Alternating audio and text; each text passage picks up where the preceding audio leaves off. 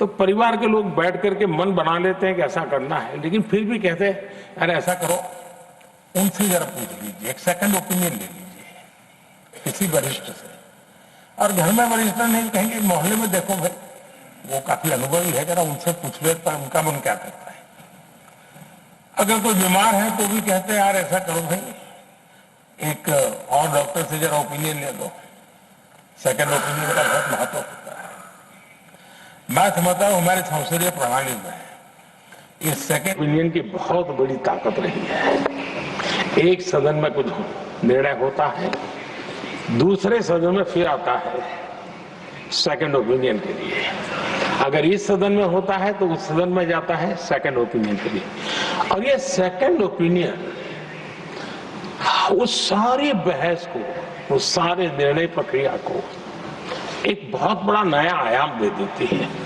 और वो मैं समझता हूं कि हमारी निर्णय प्रक्रिया को समृद्ध करती है। तो इसलिए सदन में जो माननीय सांसद बैठते हैं उनके लिए एक खुलापन रहता है कि भाई चलो इस सदन में नहीं तो उस सदन में एक अच्छा ओपिनियन नया आएगा, उस सदन में नहीं तो इस सदन में एक नया ओपिनियन आएगा। तो ये सेकंड ओपिनियन ये हमारे लोकतंत्र में एक बहुत बड़ा कंट्रीब्यूशन है, जो जिस विरासत को हमें संभालना हमारे जो माननीय सांसद विदाई ले रहे हैं उनका तो योगदान रहा ही है। और इसके लिए भी मैं उनका साधुवाद करता हूं। आदरणीय सभापति जी, जो हमारे माननीय सांसद विदाई ले रहे हैं, बहुत आने वाले दिनों में तो शायद ये अवसर रहने वाला ही नहीं है, लेकिन ये माननीय सांसद ऐसे हैं कि जिनको पुराने संसद के भवन में भी बैठने का मौका मिला और नए संसद भवन में भी बैठने का मौका मिला।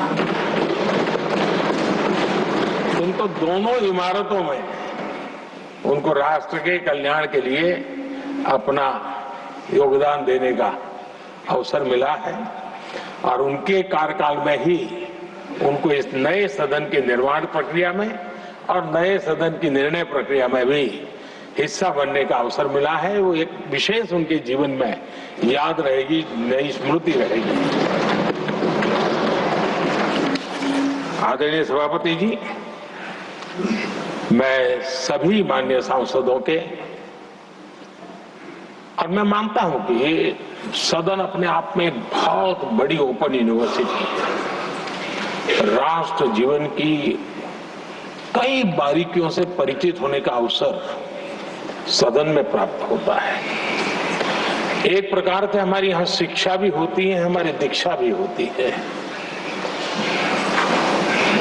ये 6 साल यहाँ जो रहने का अवसर मिलता है वो जीवन को घड़ने का, राष्ट्र जीवन के घड़तर में योगदान का तो महत्व है ही है, क्योंकि निर्णय प्रक्रिया का हिस्सा है, लेकिन स्वयं के जीवन को घड़ने का भी एक अमूल्य अवसर होता है। और इसलिए जब माननीय सांसद यहाँ आते हैं,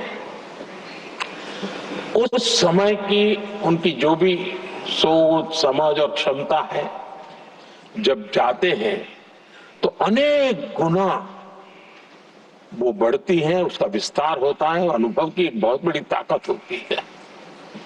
अब तब जाकर के जाने के बाद राष्ट्र जीवन का उनका निरंतर योगदान बना रहे। वे अपने तरीके से व्यवस्था के तहत हो सकते हैं, व्यवस्था के तहत न हो सके, लेकिन उनका अमूल्य योगदान मिलता ही रहे राष्ट्र जीवन के निर्माण में। उनका अनुभव हमेशा हमेशा उपयोगी हो, ये मेरी उन सभी माननीय सांसदों को मेरी शुभकामनाएं हैं।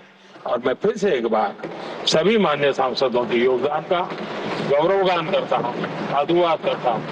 बहुत बहुत धन्यवाद।